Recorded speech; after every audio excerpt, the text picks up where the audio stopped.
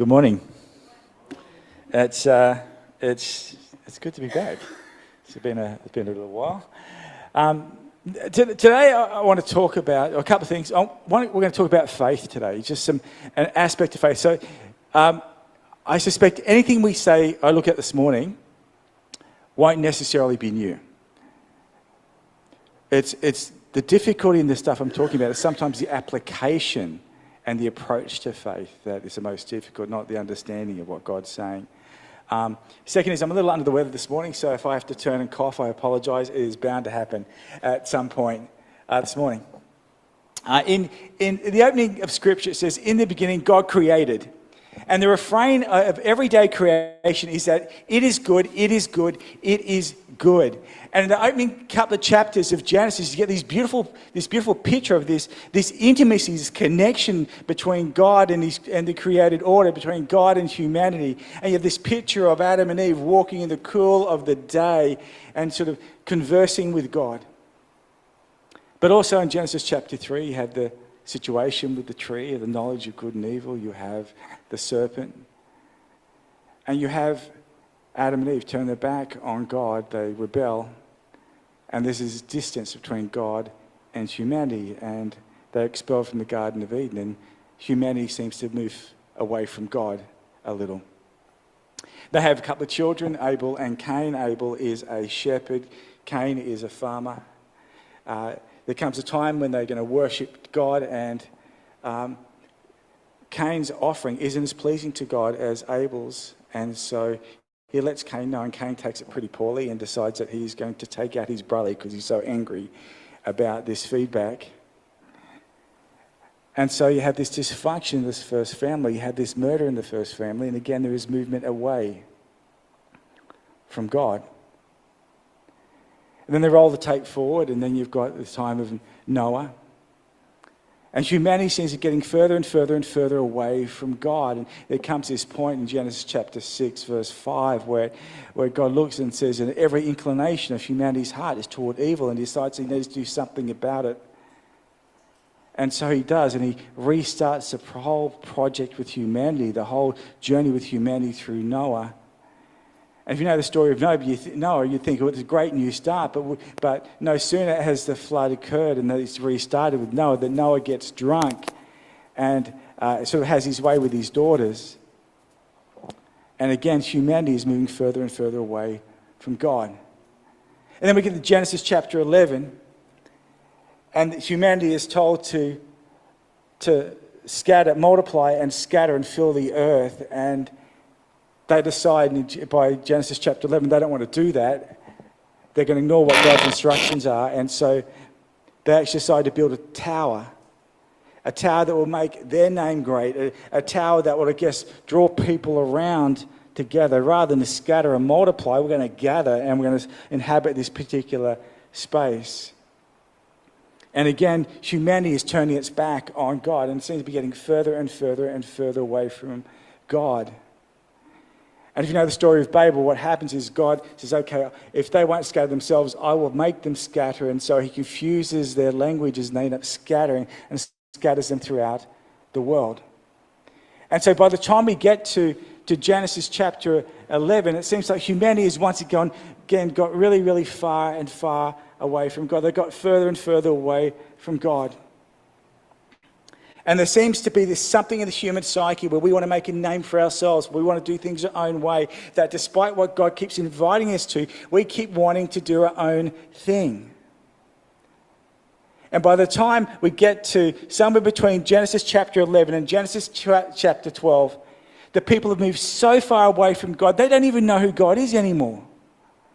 By the time we get to the start of Genesis chapter 12, the people look at the stars and the moon and the sun, and they think maybe these things are gods. And they worship them as gods. And humanity has just moved so far from God. And then perhaps after generations of silence, we have this remarkable moment in Genesis chapter 12. Where you think after humanity has once again gone further and further away from God, where they actually lost total sight of God, would there be another Noah's story? Would be another word of judgment? Would God try to restart yet again? Is that what would happen in this moment? No, what happens in Genesis chapter 12 is remarkable. It's into this world where people think the sun and the moon and the stars are gods, that Abram, or Abraham as we probably better know him, is born. And into that moment, God reaches out to us. God reaches out to humanity. And he comes to this man, Abraham, and he says these words. We're told in Genesis 12, 1-3, God said to Abram, "Go from your country, your people, and your father's household to the land I will show you. I'll make you into a great nation, and I will bless you. I'll make your name great, and you'll be a blessing. I'll bless those who bless you, and whoever curses you, I'll curse, and all the peoples on earth will be blessed through you."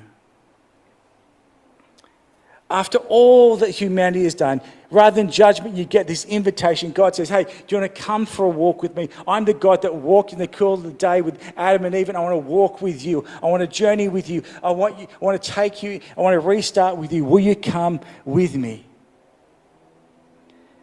And it begs the question, why this man? Out of all of humanity, why did God choose Abraham? If you go to the end of Genesis chapter 11, we have this sort of description. This all we're told before Genesis chapter 12 of Abraham. Genesis 11:26. When Terah had lived 70 years, he became the father of Abraham, Nahor, and Haran. In other words, he's just one of a number of descendants that are listed of Shem. If that was all we knew about Abraham, he would have fallen into obscurity. We would know nothing more about this particular man.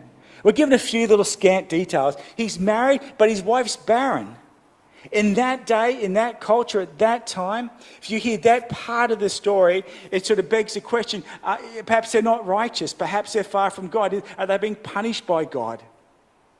So there's no indication there's anything particularly special about this man. He lives in a place that worships the sun and the moon and the stars as gods. So why this man? I mean, when God chose Noah, we're told this about Noah in Genesis 11:9. This is the story of Noah and his family. Noah was right with God. He was without blame in his time. Noah walked with God. So Noah was a righteous man. That's why God chose him. King David, in 1 Samuel 13:14, "But now your rule," talking to Saul, "will not last. The Lord has found a man who is pleasing to him in every way. He has chosen him to rule over his people because you have not obeyed the Lord." So why, as we know, David is described as a man who's pleasing to God, a man whose heart was after God. That's why he's chosen. But Abraham, this sort of exemplar of faith, we're not told why. Why does God choose him? Now, in Jewish thought, there are sort of three different ideas. I'm going to put up some quotes, but you don't have to read them all. We're not going to read them all, but just a bit of context. There was a guy called Maimonides who was a Jewish sort of writer and thinker in the 12th century. And he wrote this sort of tract about how humanity had sort of moved away from God and then found its way back to monotheism, back to the true God. And he starts to reflect on Abraham's part in this. And he goes, "This is why I think God chose Abraham." Okay, I probably shouldn't put it up because it's going to get confusing to read all that. Let me explain what he's going on about. He says, okay, here's Abraham, and Abraham's looking at the stars and the moon and the sun, and everybody thinks these celestial bodies tell them how everything works and determines the future. Abraham looks at all that, he says, and he goes, hey, there's got to be a designer behind that. There's got to be somebody that created all that. And his argument is, why did God choose Abraham? Abraham looked at all this sort of stuff and he figured it out. This guy's a spiritual genius. That's why God chose him. He just got it. That's one theory the Jews have about why did God choose this man? Why did he pluck him out of obscurity? Because he's a spiritual genius. The other was another theory comes about, it sort of bounces out of Joshua chapter 24, verse 2, we're told this little scant little piece of information about Abraham's father, Terah. We're told, Joshua said to all the people, "This is what the Lord, the God of Israel, says. Long ago your fathers lived on the other side of the river. There was Terah, the father of Abraham and Nahor, and they worshipped other gods." And from that little verse, this whole rabbinic tradition developed about that maybe Terah owned an idol shop, and he built this idol shop.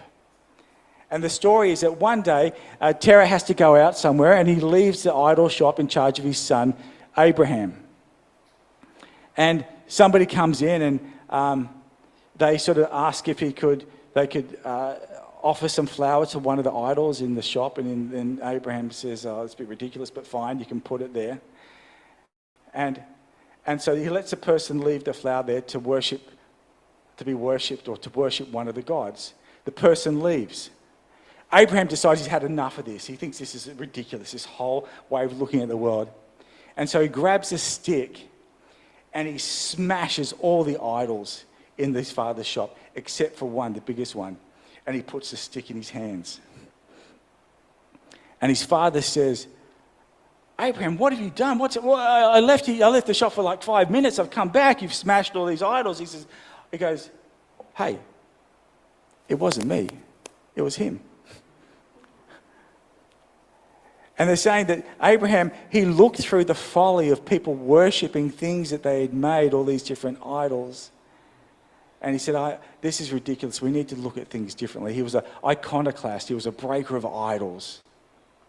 He said, "We need to rethink the way that we view the world." And so one thought is that he was this breaker of idols. The other is this Jewish tradition called the Palace of Flames. And this is a little more complex. I'll just explain this one. The idea is that Abraham sees a palace and it's up in flames. And it gets him thinking. He says, "Hey, if there is a palace and it's in flames, somebody's got to own that palace that's in flame." And the palace, he says, is like the world. Somebody owns this, somebody made this, and yet this world's in flames. And he felt there was something wrong that will make the palace be in flames. What has happened that the palace will be in flames? And he grieved about the brokenness and the injustice in the world. And so God saw that he had a heart for justice, and he was concerned about the brokenness in the world, and he said, "That's my person." Now, the good stories, I don't know if you noticed, there's actually one common theme in all of them. They assumed that Abraham was chosen because of some virtue he had. That he's a spiritual genius, that he's an iconoclast, that he grieves injustice that is akin to the heart of God. And so he has some virtue, and that's why God chose this man. But why does God choose this man? What makes him so great? I mean, think about the world that he lived in. Your people worship God and gods, and they never knew where they stood. You know, you have a bumper crop. What do? Do you give an extra big offering to the God this year for the bumper crop, or not? You just give the normal. And then if you have a bad crop the next year, is it because you didn't give enough, or because and then so are you expected to give more to please God next time round, or does he expect less of you because it wasn't such a good crop this year? And people are thinking, they've got, how do we please God? How do we make ourselves right with God? How do we get God's attention? And they never really know where they stand. And this is what makes Genesis 12 so remarkable. Because in a world where people don't really know where they stand, Genesis comes to this man not because of any particular virtue that he has. He says, "This is what I want you to do. I want you to trust me. I want you to have faith in me." And there's some particular aspects of the faith of Abraham that I want to spend the rest of this morning looking at. Because this is his defining feature. It's not the man that he was before. It's the man he chose to be in response to the initiative of God. Because in the world that he lived in, it's not like Abraham found God. He didn't see through the folly of idols. He wasn't a spiritual genius. He didn't just have this yearning that was akin to the heart of God. That it wasn't that he found God. God came to him and he responded to the initiative of God. That's what sets him apart. And verse 1 we're told, Lord said to him, the Lord had said to Abram, go from your country, your people, and your father's household to the land I will show you. So go from your country, go from the place that you're living right now. Then go from your tribe, these are the people that you're linked with, and leave your family. These are the people that are closest to you, that you know best and they know you best. And I don't know if you noticed there's a progression. To leave the nation is a lot easier than to leave the family, correct? And the invitation, God says, if you're going to follow me, there are going to be some things you're going to have to leave behind. And what's in his nation, what's in his tribe, what's in his family, that's his security, that's his identity, that's what he knows. And God's saying, if you're going to trust me, there are going to be some things you have to leave behind. Some things that you even think that define you, you have to leave behind. And some of those things are going to be easier to leave behind, and some of those things are going to be harder to leave behind. And so there's progression, but he's saying, you're going to have to, are you prepared to leave some things behind to come with me? See, what defines us? It could be where we live, it could be the family we're part of, it could be the job that we do, it could be the education that we have. And God says, hey, are you prepared to leave some of that behind and let me define you? And go where I'm going to tell you to go. And have your primary identity in me. And it's not always easy. If you look at the story of Abraham, what happened to his sons? Isaac and Jacob, they both end up sending their children back to Abraham's homeland to find wives. It wasn't that easy. There's still generations on. There's still this sort of link to the past. It's not always easy. And he's not saying to Abraham, do you believe in me? He's not saying I've called you because of some virtue you possess. He's saying, will you trust me? And trust me to the degree that you're prepared to leave some things behind. That is the nature of faith. And it's not always easy. In fact, it's uncomfortable at times. Because we spend so much time cultivating that identity and that past, and we've got so much invested in it. And yet sometimes faith says, okay, we have to let some things go so God can invite us into something that is new. And so where does he go? Verse 1 again, he's go from the country, your people, and your father's household to where? The land I will show you. I always read that and go like, what? What? That's the answer to the question? Like, you want to leave all this behind, and the simple question of where we're going, and you're saying, I will show you? Like, when God calls us to do a new future, and I know that that's part of the wrestle right now here for this church, isn't it? That where will God take us? We would love, wouldn't it be great if God said, hey, in 5 years, this is what it's going to be, and this is what it's going to look like. Here's the problem with that. If I know what that is, I want to get there faster than 5 years. I want to get there in my timing. And I end up focusing on that. When God says, I will show you, what choice does Abraham have to do than to focus on God? See the difference? Because he won't know. When are we there yet? It's like, I will show you. Here, I'll show you. Right? You keep focusing on me, Abraham, and when we're there, you'll know. I'll tell you. But until that point, your job is to look at me. Your job is to follow me, to listen to my voice, to follow my direction. That's the call, Abraham. That's the nature of faith. And you're going to feel the pull of all those things, your country, your tribe, your family. You're going to feel the pull because you know those things. You're going to have to trust me. And you're going to be so focused on me that I'm going to take you to this place, but you won't know you're there until you get there, but you have to focus on me. And after that command comes a blessing. Verses 2 and 3, he says, I'll make you into a great nation and I'll bless you. And I'll make your name great and you'll be a blessing. I'll bless those who bless you, and whoever curses you, I'll curse, and the peoples of the earth will be blessed through you. He says, I'll make you into a great nation. Right? It's interesting. The Hebrew word for people is am or am. That's not the word. He says, I'm not going to make you into a great people, just like people that live in somebody else's land. They use the word here, goy, which means I'm going to make you into a nation. It's going to have borders. It's going to have a substance. It's going to. In other words, saying, I'm going to take you and give you a future that isn't just where you're a group of people wandering around. I'm going to give you a future where you have your own land and your own place, and you'll have stability and you'll have territory. I have a substantial future planned for you, he's saying. You just got to trust me. Keep focusing on me. He goes, I have this destiny for you and your descendants. And then he says, I'll make your name great. Now remember Genesis chapter 11, what happened there? Why did they build the Tower of Babel? To reach the sky so that they could make their name great. Right? They wanted to make their name great. Why? Out of their own effort and for themselves.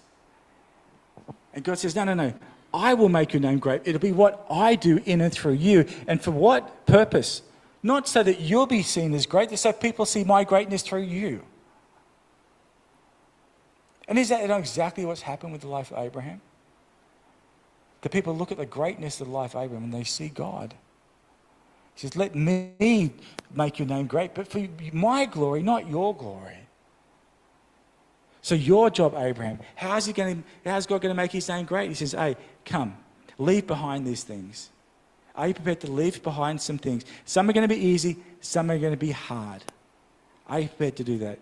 And as you go, you're going to want to know where we're going to go and where this is going to land. I tell you what, I'm not going to tell you, but you have to focus on me. Are you prepared just to focus on me? And when I tell you that you, this man with this, you don't even have a family yet, are not just going to become a people, but you're going to become something of substance. Will you trust me with it?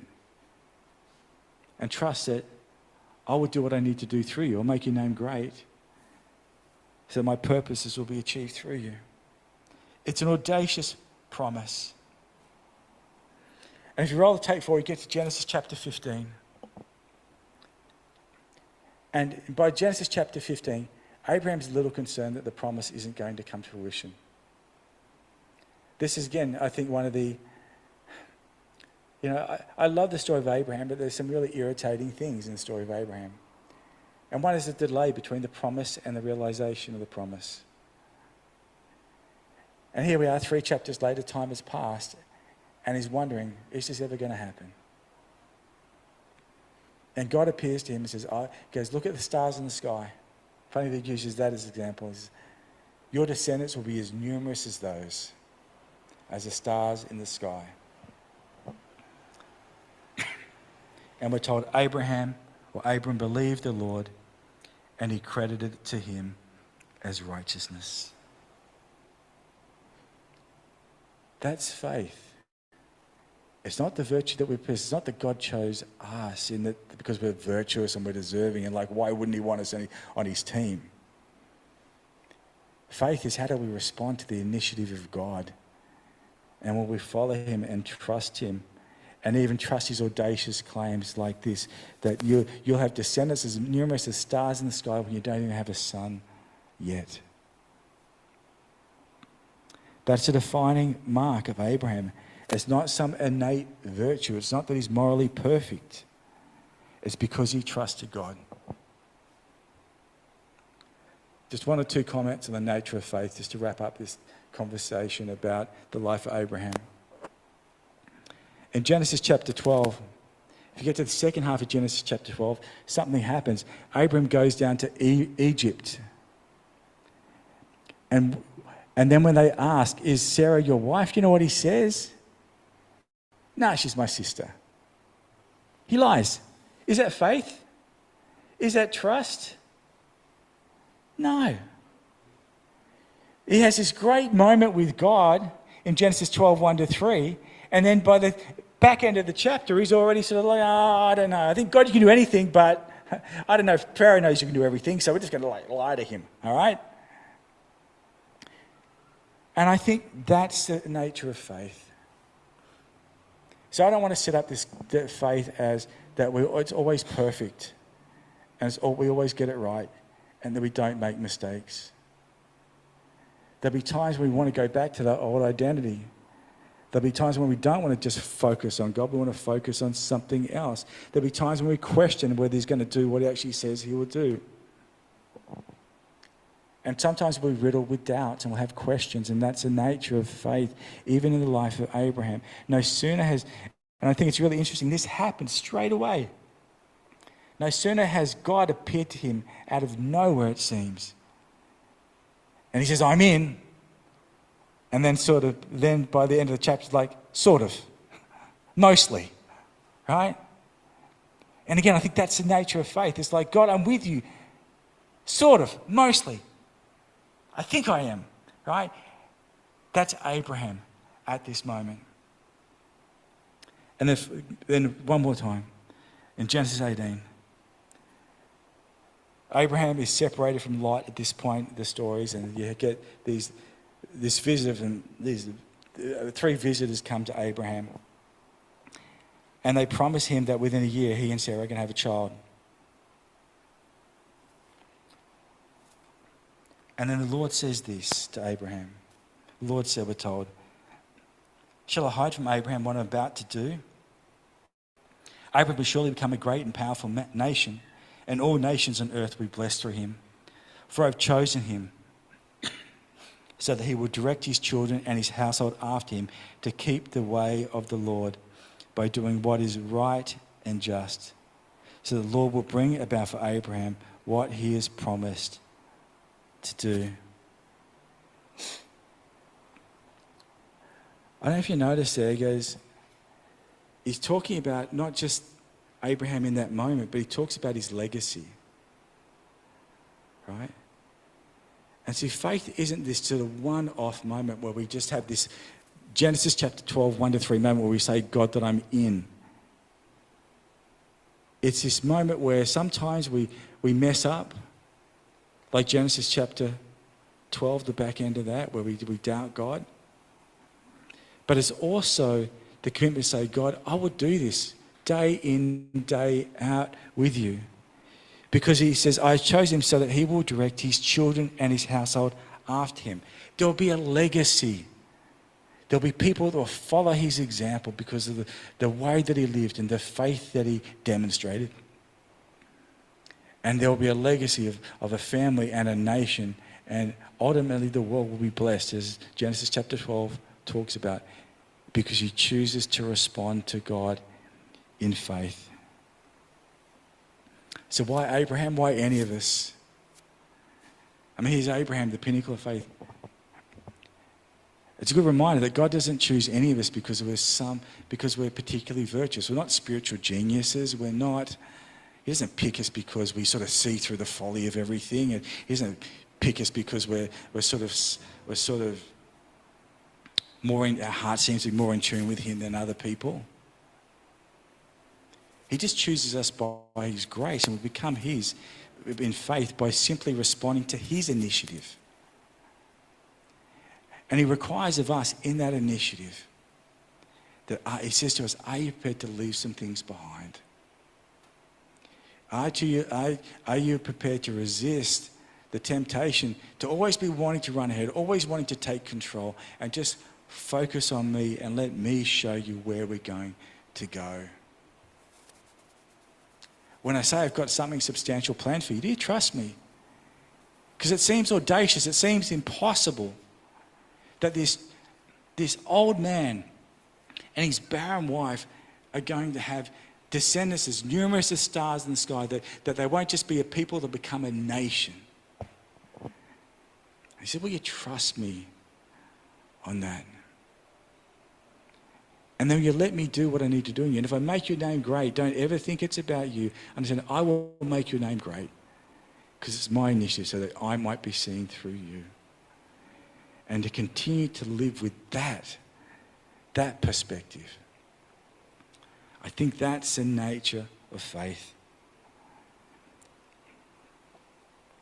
I didn't know if I was going to finish this story. I think I will, because I think it's just a fun story.